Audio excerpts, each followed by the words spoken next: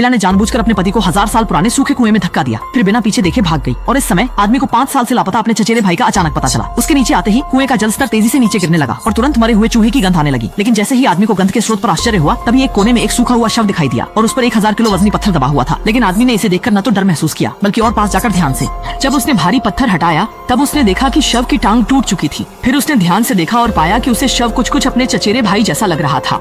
5 साल पहले तैरने में माहिर मेरा चचेरा भाई नदी में खेलते समय अकस्मात डूबकर मर गया। आदमी लगभग डर से पसीने से तर हो गया, यह सोचकर कि चचेरे भाई की लाश यहाँ कैसे हो सकती है। फिर आदमी ने प्रश्नों के साथ कुएं में सुराग तलाशे।